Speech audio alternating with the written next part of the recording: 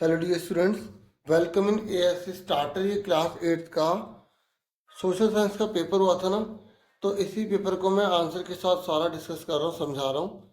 आप ध्यान से समझ लीजिए, ठीक है। तो ये मॉर्निंग शेड्यूल वाले बच्चों का पेपर है, तो आपको पता ही है कि इवनिंग का जो पेपर है वो अलग ही आएगा, लेकिन आप इससे प्रैक्टिस कर सकते हैं, इससे आइडिया ले सकते हैं, ठीक है। तो ये मैंने पहले वीडियो प्रोवाइड की थी और मैंने स्वतंत्रता का अधिकार देखा ना, तो पता नहीं मैंने बाय मिस्टेक सी बोले था, तो समझाया मैंने आपको यही था, है ना। तो ये हिंदी मीडियम में है और ये इंग्लिश मीडियम में है, ठीक है। आप ध्यान से समझिएगा। तो पहला यहाँ पे क्वेश्चन था कि अगर लीडर स्टेट का ये बोले कि भाई हम दूसरे स्टेट के लोगों को यहाँ पे काम करने के लिए नहीं आने देंगे, तो यहाँ पर कौन सा फंडामेंटल जो राइट है वो वायलेट हो रहा है। आपको पता है 6 फंडामेंटल राइट होते हैं, तो ये राइट टू फ्रीडम में आता है, ठीक है। तो इसका आंसर क्या है? क्लियर हो गया। उसके बाद नेक्स्ट क्वेश्चन था, ये देखो जो इसमें क्वेश्चन आया है उसके आसपास के क्वेश्चन करना। मैंने आपको डीओई का जो सैम्पल पेपर है वो आपको करवाया, मैंने उसके एमसीक्यू करवाए हैं, और पुराने पेपर भी मैंने आपको कराया मॉर्निंग और इवनिंग वाले पिछले साल के, तो उसी में से क्वेश्चन काफ़ी कवर किए हैं। सेम तो नहीं आता लेकिन उसके जैसे आए हैं। तो आप वो सारी वीडियो एसएसटी की देख लेना, प्लेलिस्ट बना रखी है 8वीं की, तो एक ही प्लेलिस्ट में सब सब्जेक्ट है, तो आप एसएसटी वाली सारी वीडियो देख लेना, ठीक है। ठीक है, अब सुनो मेरी बात आगे। फिर उसके बाद ये है सेकंड क्वेश्चन, यहाँ पर ये कह रहा है कौन सा धर्मनिरपेक्षता से संबंधित नहीं है।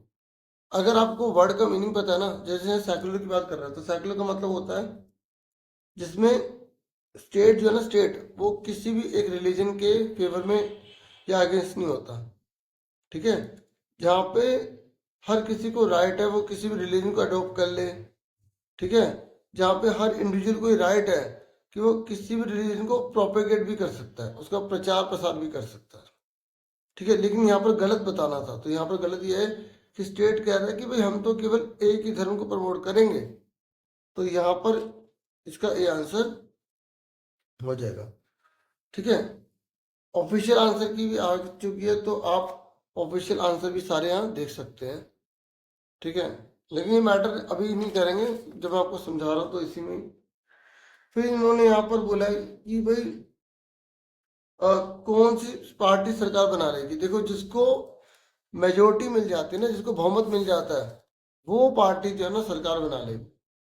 तो 543 है। अगर आपको कैसे पता लगाओगे कि कोई जो पार्टी वो गवर्नमेंट बनाएगी, तो जितनी सीट है ना उसको आपको 2 से डिवाइड कर देना है। तो 2 2 जा 4, 2 7 जा 14, ठीक है। और फिर 2 1 जा 2, 2 4 जा 10। अभी 271.5 आ रहा है, तो यहाँ पे हमें नेचुरल नंबर लेना होता है। तो 270, एक मिनट, हाँ, तो 272। तो जिसके बाद 272 सीट होगी वही सरकार बना पाएगा। तो इसके पास 272 से ज़्यादा सीट है, तो आर हो गया, तो ये आर सरकार बना ली, ठीक है। आर सरकार बना लेगी। फिर ये कह रहा है अपराध दीवानी अपराध शाखा के अंतर्गत आता है। देखो दो प्रकार के ऑफेंस होते हैं, एक होते हैं सिविल और दूसरा होता है क्राइम। तो क्राइम में ना मतलब आपको पहले जेल में डाल दिया जाता है, फिर आपको बाहर निकलने के लिए जमानत लेनी पड़ती है। जबकि सिविल में क्या होता है कि पुलिस जो है ना मतलब एकदम उन्हें जेल में नहीं डालती, वो कोर्ट में केस चलता है, उसका फैसला होता है क्या होना है क्या नहीं होना। तो डिस्प्यूट हो जाता है ना जमीन को लेकर, तो वो इसी में आता है, सिविल में। बाकी ये तीनों के तीनों ना किस में क्रिमिनल में आएंगे। तीनों के तीनों जो है ना, ठीक है, एक दीवानी कानून होता है, ठीक है, और दूसरा फौजदारी कानून होता है, तो ये तीनों फौजदारी में आएंगे, ठीक है। आपसे उल्टा पूछ ले तो आप बता तो दोगे, इसलिए मैं आसपास के बता रहा हूँ, ठीक है। पांचवें क्वेश्चन में यहाँ पर PIL, तो इसका मतलब होता है पब्लिक इंटरेस्ट लिटिगेशन। मान लो आपसे फुल फॉर्म पूछ ले, तो इसकी फुल फॉर्म लिखी हुई है पब्लिक इंटरेस्ट लिटिगेशन, हिंदी में बोलते हैं जनहित याचिका। इसमें क्या होता है, जो कोर्ट होते हैं ना, कोर्ट उसमें अमीर लोग गरीब लोगों की तरफ से अपील दायर कर देते हैं ताकि उनका वेलफेयर हो सके। जैसे हमारे देश के अंदर मिड डे मील के बारे में जो गवर्नमेंट ने जो फैसला लिया ना, वो PIL के थ्रू ही लिया था। तो आज इंडिया के हर सरकारी स्कूल के अंदर जो 8वीं तक क्लास के बच्चे हैं उन सबको खाना फ्री मिलता है, पता ना। तो इतना बड़ा रोल प्ले करता है। तो इसमें बोला कौन सा PIL से रिलेटेड नहीं है। तो यहाँ पर ये बोला कि जनहित याचिका केवल जिला अदालतों में दायर की जाएगी। ऐसा थोड़ी होता है कि केवल जिले वाले को ही फायदा मिलेगा और किसी को फायदा नहीं मिलेगा। ठीक है, तो ये आंसर इसका गलत दे रखा था और बहुत इजी था। अगर जिसको थोड़ा बहुत भी PIL के बारे में पता है ना तो आराम से कर लेगा। फिर यहाँ पर आर्टिकल 17 के बारे में यहाँ पर पूछ रहा था, तो ये छुआछूत को खत्म करने के लिए यूज हुआ था। और ये देखो ये पेपर में आया था तो वही क्वेश्चन यहाँ पर रिपीट हो गया है ना, तो मैंने आपको करवाए थे, आपको बेनिफिट मिला होगा। फिर राइस कल्टीवेशन रिक्वायर, ये कह रहे जब हमें चावल को कल्टीवेट करना होता है तो क्या चाहिए होता है। तो देखो जैसे यहाँ पर चावल के बारे में आया है तो आपको पता है उच्च तापमान, अधिक आर्द्रता और अधिक वर्षा चाहिए। High temperature, high humidity and heavily rainfall चाहिए, हाँ या ना। तो आपको मैं बता दूं कि जैसे यहाँ पे राइस कल्टीवेशन आया तो आप में रबी का बोल देगा, खरीफ क्रॉप बोल देगा। रबी सर्दी में बोई जाती है ना, विंटर में, और जो खरीफ होती है वो रेनी सीजन में। तो जो चावल है ना वो खरीफ क्रॉप है। तो इसके आसपास की चीजें आपको पता होनी चाहिए। फिर ये कह रहा है आपको सही से यहाँ पे मैचिंग करनी है। 8th क्वेश्चन में तो मारुति और रिलायंस ये दोनों की बात कर रहा है, तो रिलायंस जो है वो निजी क्षेत्र की कंपनी है, ठीक है, और मारुति भी प्राइवेट में आती है, लेकिन इन्होंने दोनों दे रखे थे। तो सी जो है वो लगा दो, क्योंकि जो मारुति है वो जॉइंट, जैसे दो कंपनी जॉइंट होके मारुति सुजुकी की बनी थी, तो शायद इस तरफ से इन्होंने ला लिख दिया, तो सी इसका आंसर ठीक है। इस तरीके से आपसे पब्लिक कंपनी पूछ सकता है, कोऑपरेटिव कंपनी पूछ सकता है। तो जैसे आपने सुधा डेयरी पढ़ी होगी, आपने जो है अमूल के बारे में पढ़ा होगा, तो वो कोऑपरेटिव सोसाइटी में, सहकारी समिति में आती है। फिर यहाँ पर 9th क्वेश्चन था कि किसी क्षेत्र का जनसंख्या संगठन हमें क्या बताता है। मतलब जैसे अगर किसी हम जनसंख्या की स्टडी कर रहे हैं तो हमें क्या बताइए, ये तो बताएगा कि पुरुष और स्त्रियाँ कितनी हैं और वो किस किस उम्र की हैं, ये तो बताएंगे। ठीक है, तो इसका आंसर जो है 10 था। तो यहाँ पे पॉपुलेशन कॉम्पोजिशन के बारे में आया, तो आपसे पॉपुलेशन के चैप्टर में से क्या पूछ सकता है, बर्थ रेट पूछ सकता है, डेथ रेट पूछ सकता है, इन्फेंट मोर्टेलिटी रेट पूछ सकता है, सेक्स रेशियो पूछ सकता है, लाइफ एक्सपेक्टेंसी पूछ सकता है। मैं क्या करके बता देता हूँ, देखो लाइफ एक्सपेक्टेंसी का तो मतलब होता है कि कोई व्यक्ति किसी देश के अंदर कितने साल जिंदा रहता है। ठीक है, हिंदी में बोलते हैं जीवन प्रत्याशा। ठीक है, तो बाकी उसके बाद इन्फेंट मोर्टेलिटी रेट क्या होता है, 1000 जो बच्चे होते हैं जो 1 साल से कम होते हैं उनमें कितने मर जाते हैं, इसे हिंदी में शिशु मृत्यु दर कहते हैं। ठीक है ना, और एक होता है लिंग अनुपात, 1000 जो मेल है ना उसमें कितनी वीमेन है। ठीक है, ऐसे आपसे पूछ सकता है लिटरेसी रेट क्या है। लिटरेसी रेट का मतलब होता है कि 7 ईयर्स और उससे कितने अबव के लोग पढ़े लिखे हैं, 7 साल उससे ज्यादा लिए जाते हैं, हिंदी में साक्षरता दर कहते हैं। ठीक है ना, तो आसपास की चीजें जरा अच्छी रहती है करने की, क्योंकि इसी में घुमा के क्वेश्चन दे सकते हैं। फिर यहाँ पर इन्होंने बोला कि 1756 में अलीवर्दी खान की मृत्यु के बाद बंगाल का नवाब जो वो किसको बनाया गया था, सिराजुद्दौला को बनाया गया था। अब सिराजुद्दौला को तो यहाँ पे आपने पढ़ लिया, तो जैसे टीपू सुल्तान आपकी बुक में है। ठीक है, सिराजुद्दौला जो है जब वो मर गया तो उसके बाद कौन बना। ठीक है, ब्रिटिश सरकार ने किसको बनाया, मीर जाफर ने क्या करा था। ठीक है, तो ये इस तरीके के क्वेश्चन इसी चैप्टर में आपको मिलेंगे, और वो आगे और पीछे 2 पेज हैं, उन्हें आप एक बार पढ़ लेना, क्योंकि जब टीचर पेपर डिजाइन कर रहे होंगे ना, तो जैसे इसमें उन्होंने तो हो सकता है उन्होंने बुक दूसरी रखी हो और दूसरे सेट बना रहे हो तो साथ साथ बनाए क्वेश्चन चेंज करके देने के लिए। तो इसी सोच को आप ध्यान में रखकर ना आसपास के पेजों के जो क्वेश्चन है उसको देख लो, एक बार पढ़ लो मतलब। अब जैसे यहाँ पे विलय की नीति आ गया, तो आपको पता है लॉर्ड डलहौजी ने विलय की नीति जो है ना वो शुरू करी थी। तो विलय की नीति सबसे पहले किस राज्य में हुई थी, ठीक है, और कौन से सन में हुई थी। तो आप ये अच्छे से इसे करो ताकि उसके आसपास की तैयारी आपकी अच्छे से हो जाए। ठीक है, फिर यहाँ पर 12th है कि 1857 के विद्रोह का प्रारंभ किस स्थान से हुआ था, मेरठ से हुआ था। ठीक है ना, उसके बाद यहाँ पर देखो ये क्वेश्चन है कि इन में 1857 कुछ जो सिपाही थे ना वो ईस्ट इंडिया कंपनी में रिफ्यूज कर गए, मना कर गए कि भाई हमने इस न्यू जो कार्टिज है ना उसका इस्तेमाल नहीं करेंगे। क्यों, ऐसा क्या उन्होंने था जिसके उन्होंने मना कर दिया, क्योंकि उनको लगा था कि नए कारतूसों पर गाय और सूअर की चर्बी का लेप लगाया गया। अब जैसे ये क्वेश्चन आ गया कि आपसे ये पूछ सकते हैं ना कि लोगों ने रिवोल्ट करा क्यों, क्यों क्रांति करी 1857 में ब्रिटिश गवर्नमेंट के खिलाफ। तो उनमें से ये भी रीज़न था। ठीक है, और लोगों का जो है फेथ ना गवर्नमेंट पे था नहीं, और गवर्नमेंट जो है वो लोगों के वेलफेयर के लिए कुछ नहीं कर रही थी। ठीक है, और उन्होंने कई प्रकार की ऐसी पॉलिसी लगा दी थी कि जिससे कि सारे पावर जो है ना, वो जो इंडियन जो रूलर्स थे उनसे छीनती चली जा रही थी ब्रिटिश गवर्नमेंट। तो ये सब रीजन थे। तो आपको इसी के रिगार्डिंग ना दो याद रखने हैं। एक तो सब्सिडी अलायंस याद रखना है। सब्सिडी अलायंस मतलब सहायक संधि। मतलब ब्रिटिश सरकार ने जब किसी रेन किया ना, किसी भी शासन किया किसी इलाके पर, तो उन्होंने वहां के राजा को बोला कि आप अपनी आर्मी नहीं रख सकते, ब्रिटिश गवर्नमेंट की जो आर्मी है वो आपकी रक्षा करेगी, बदले में आपको सारा खर्च उनका उठाना पड़ेगा। ठीक है, तो उसके बाद जब वो काम सही से नहीं कर पाएगा तो उसके राज्य को पूरी तरह से ब्रिटिश गवर्नमेंट अपने में मिला लेगी। ये था क्या, सहायक संधि, सब्सिडी अलायंस। दूसरा विलय की नीति ये था कि अगर किसी राज घराने में अगर लड़का पैदा नहीं होता, ये लड़का राज्य नहीं कर पाएगा, तो उसकी सारी रियासत ब्रिटिश जो गवर्नमेंट ना, बच्चा गोद लिया नहीं होना चाहिए, ये भी बोला था उन्होंने, तो सारी रियासत ब्रिटिश गवर्नमेंट अपने में मिला लेगी। तो उसे विलय की नीति ट्राइन ऑफ लेफ्ट बोला गया। क्या बोला गया, विलय की नीति बोला गया। तो वही ना, आसपास की चीजें आपको अच्छे से करनी है। ठीक है, अब यहाँ देखो, और देखो यहाँ पे आर्म्स एक्ट है। मैंने चैप्टर्स की भी आपको उसको वीडियो दी है ना, अब वो हिंदी इंग्लिश में देखो, उसे सुनो, आपको बेनिफिट मिलेगा। तो ये जो आर्म्स एक्ट है वो किससे जुड़ा हुआ था। आर्म्स एक्ट में ये था कि भारत ना कि जो भारत के जो नागरिक हैं वो अपने पास जो है ना हथियार नहीं रख सकते, उनसे छीन लिया गया। ठीक है, तो इसका आंसर क्या है, बी। ऐसे इलबर्ट बिल अच्छे से कर लेना। इलबर्ट बिल क्या था, मैं आपको कमेंट करके बताना है, ठीक है।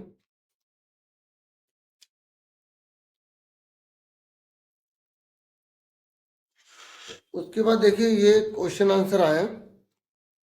ठीक है, जैसे सरकार किस प्रकार सामाजिक न्याय को सुनिश्चित करती है। देखो, हमारे देश के अंदर जो गवर्नमेंट है ना, वो सोशल जस्टिस के लिए क्या क्या कर सकती है।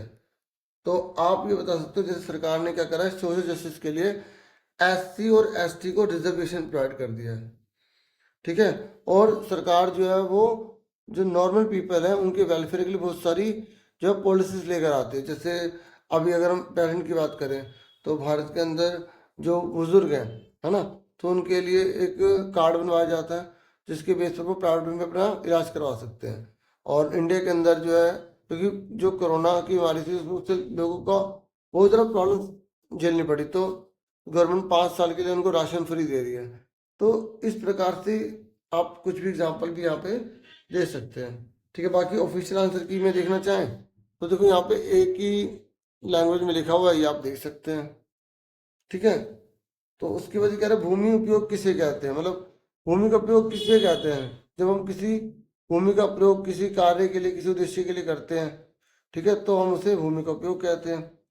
तो अब देखो मेरी बात सुनो, और यहाँ पर एक और भी बोला गया कि मृदा संरक्षण के दो उपाय बताओ। मतलब मिट्टी को बचाने के लिए कौन से तरीके कर सकते हो आप, पेड़ लगाने का काम कर सकते हो, वैदिक फार्मिंग कर सकते हो, मल्च बना सकते हो, है ना। अब देखो, मैं अब ना जितना थोड़ा बहुत मैंने समझा दिया, अब मैं बाकी आपको इसके सारे के सारे ना आंसर दिखा रहा हूँ, आप उस पर आंसर देख के स्टडी कर सकते हैं।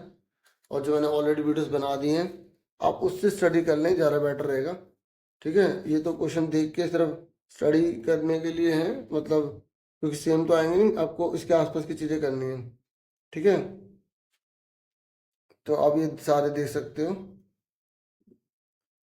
मैंने जैसे इन चैप्टर्स की वीडियोस बनाई थी, कुछ चैप्टर की बना पाया, इतनी तो बनाई नहीं मैंने, लेकिन जो बनाए हैं उसको आप देखोगे ना तो आपको बेनिफिट बहुत मिलेगा। देखिए क्वेश्चन और समझ लो क्या होता है। इसमें क्या होता है कि जो अपोजिशन पार्टी होती है वो क्वेश्चन पूछती है, जो उस समय पार्टी रूल कर रही है उससे, ठीक है, जो गवर्नमेंट है उससे, तो उसको फिर पार्लियामेंट में उसके आंसर देने पड़ते हैं जो वो पूछेगी। इससे क्या होता है, पार्लियामेंट बहुत ज़्यादा मजबूत हो जाता है और अच्छे से वर्क कर पाता है। ठीक है ना, तो ये क्वेश्चन मैंने आपको दिखा दिया, अब आंसर देखो। आंसर देख लो यहाँ तक के, 9 तक के।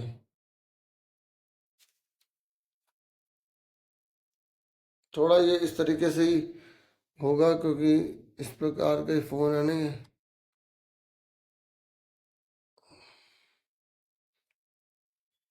हाँ, ये आंसर एक ही मीडियम में अवेलेबल होंगे डियर, ठीक है।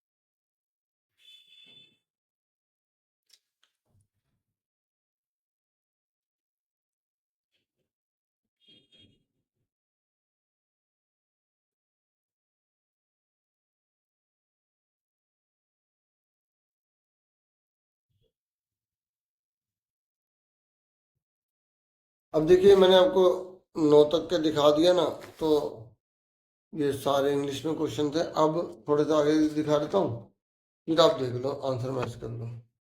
देखो इसमें तो बहुत सिंपल ये आपको दिया गया है कि भाई कौन सी पार्टी सरकार बनाएगी, तो जिसको आध से ज़्यादा सीट मिलेगी वही बनाएगी ना। तो आप यहाँ देख सकते हैं।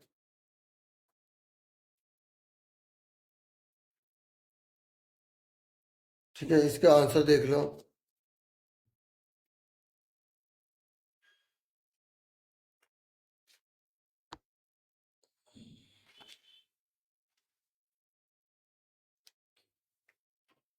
उसके बाद 11वां क्वेश्चन देखो, पैसेज है, आपको उसको पढ़ना है,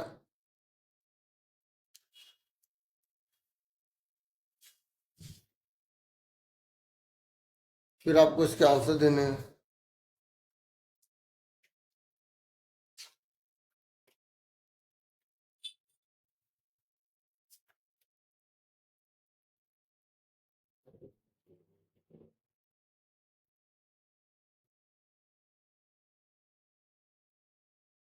अब बहुत से जो चैप्टर है वो पैसेज की फॉर्म में आते हैं, तो इसमें तो क्वेश्चन नहीं देते। ठीक है, तो पैसेज में से आपको करना है इसको। और ज़्यादातर पैसेज के जो जो क्वेश्चन इसके आंसर्स में नहीं मिलेंगे, तो आपको खुद अपने लाभ बना के लिखने पड़ेंगे, जो आपने चैप्टर याद किया उसमें से करने पड़ेंगे। ठीक है ना।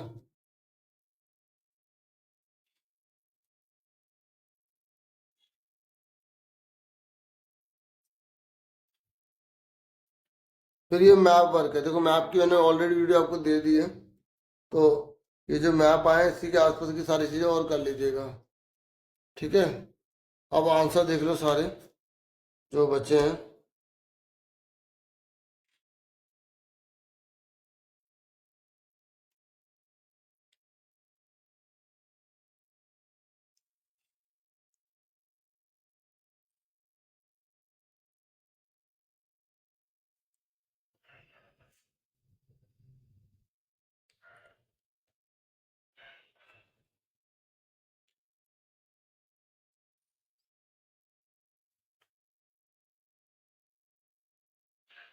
देखो मैप देख लो आप।